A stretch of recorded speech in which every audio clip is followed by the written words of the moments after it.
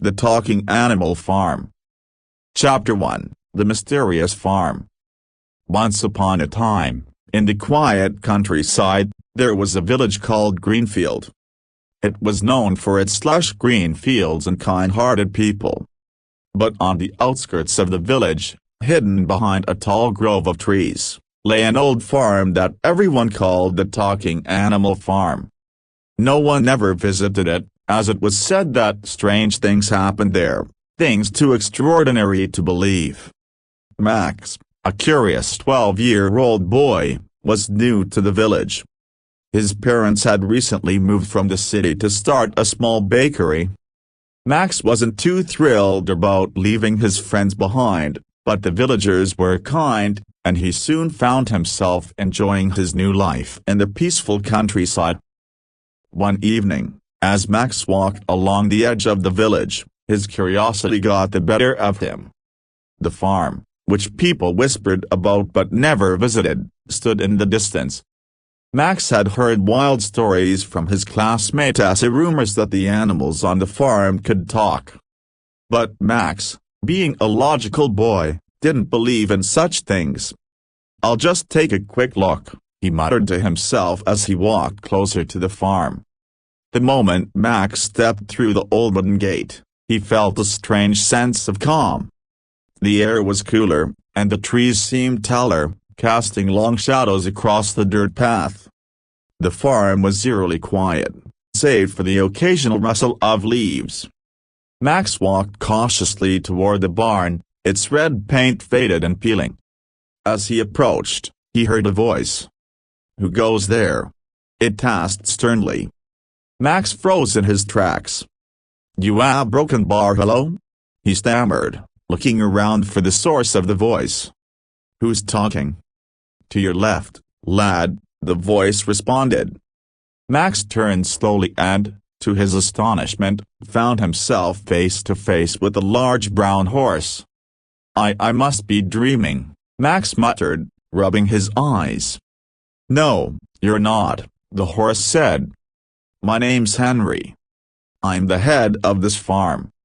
What brings a young human like you here?" Max blinked, trying to process what was happening.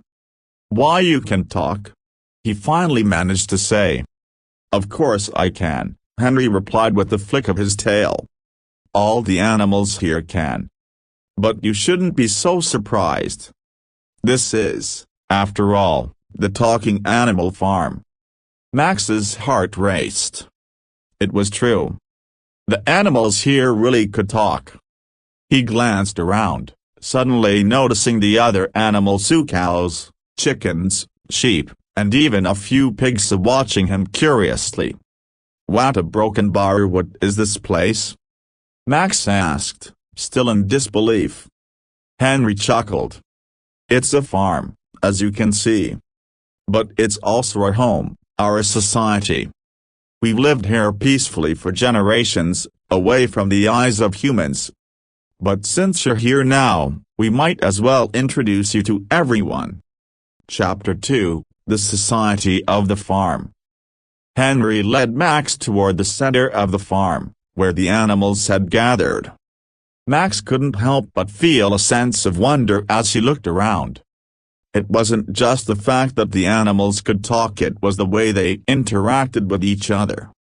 It was as if they had their own little community, much like a human village. "This is Clara, our wise old cow," Henry said, gesturing toward a gentle-looking cow with large brown eyes. "Pleasure to meet you," Clara said, nodding her head slowly. "You must be quite special to have found your way here." Max blushed. "I didn't mean to intrude. I just a broken bar, I was curious." "No harm done," Clara replied kindly. "But now that you're here, we could use a bit of help." "Help?" Max asked, surprised. Henry nodded. "You see, there's a bit of a problem on the farm. Our society has always run smoothly, but lately, we've had some disagreements. The chickens aren't getting along with the pigs, and the sheep are upset with the goats. It's becoming quite the mess." Max frowned, About a broken barway? What's causing all these disagreements? That's what we're trying to figure out, Henry said with a sigh. We've always lived in harmony, but something's changed recently. And to be honest, we're not sure how to fix it. Max thought for a moment. He had never been much of a problem solver, but he wanted to help. The animals seemed so kind, and it didn't seem right for their peaceful farm to be in turmoil. I don't know how much help I can be, Max said slowly, but I'd like to try. Henry smiled. Thank you, Max. We could really use an outsider's perspective. Chapter 3, The First Clue. Over the next few days, Max spent his time getting to know the animals on the farm. He spoke with the chickens, who complained that the pigs were always taking more food than they needed. The pigs, on the other hand, argued that chickens were too noisy and disruptive. The sheep were upset with the goats because they felt the goats were hogging the best grazing spots. It seemed like every group had a grievance, and no one was willing to compromise. As Max listened to their complaints, he realized that the root of the problem wasn't the animals themselves, it was their lack of communication. They were all so focused on their own needs that they weren't listening to each other. One afternoon, as Max sat under a tree, pondering how to solve the farm's issues, Clara approached him. Max, I've been thinking, she said softly. The animals here are good-hearted, but they've forgotten how to listen. When I was younger, we had a council where all the animals would gather to discuss important matters. But over the years, we stopped holding those meetings. Perhaps that's why things have gotten so out of hand. Max nodded thoughtfully. Maybe you're right, Clara. If the animals could just talk to each other and really listen, maybe they could work things out. That's what I believe too, Clara replied. But it won't be easy. There's a lot of stubbornness on this farm. Max smiled. I think I have an idea. Chapter 4, The Council of Animals. The next day, Max called a meeting with all the animals. He stood on a large rock in the center of the farm, trying to appear confident even though he felt a bit nervous. Everyone, listen up. Max called out. I know you've all been having problems with each other, but I think there's a way we can fix this. The animals murmured among themselves, curious to hear what Max had to say. We need to start talking to each other again, Max continued. I've heard all of your complaints, and I think the main issue is that no one's listening. So, I'm proposing that we bring back the old council meetings that Clara told me about. If we can all come together and discuss our problems, maybe we can find solutions that work for everyone. The animals looked at each other uncertainly. They had never been big on change, but Max's idea made sense. Henry stepped forward. I think Max is right, he said. We've let our differences divide us for too long. It's time we started working together again. Clara nodded in agreement. We used to solve our problems through discussion. We can do it again. Slowly, the animals began to nod their heads in agreement. It wasn't going to be easy, but they were willing to give it a try. Chapter 5, The First Meeting. The following week, the first council meeting was held in the barn. Max had helped set up a large circle of hay bales for the animals to sit on, and Henry acted as the meeting's moderator. The chickens were the first to speak. We've been feeling frustrated because the pigs always take more food than they need, said Henny, one of the chickens.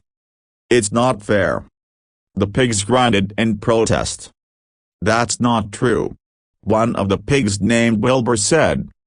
We only take what we need to feed our families. It's the chickens who are always causing a ruckus with their loud clucking.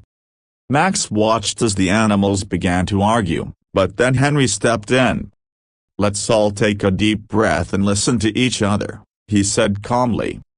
"We're not here to argue, we're here to find solutions." Reluctantly, the animals quieted down. Max raised his hand. "What if we set up a schedule for feeding times?" he suggested.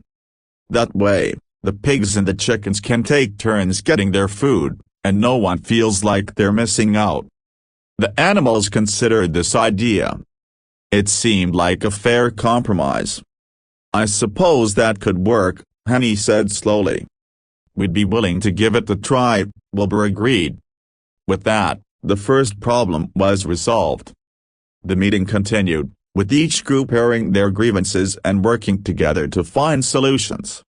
It wasn't always easy, and there were still some heated moments, but by the end of the meeting, the animals had made significant progress.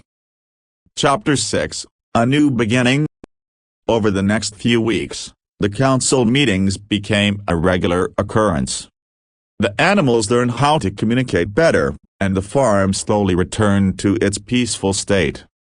The chickens and pigs began to share their food fairly, the sheep and goats worked out a grazing schedule, and even the smaller animals, like the rabbits and ducks, felt more included in the farm's decisions. Max couldn't believe how much things had changed. The animals were no longer bickering, and the farm felt more harmonious than ever. One evening, as Max prepared to leave the farm for the night, Henry approached him.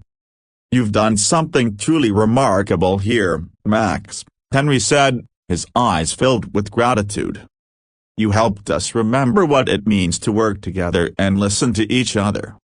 We'll never forget it." Max smiled. "I didn't do much. You all worked hard to make things better." "You did more than you realize," Henry replied.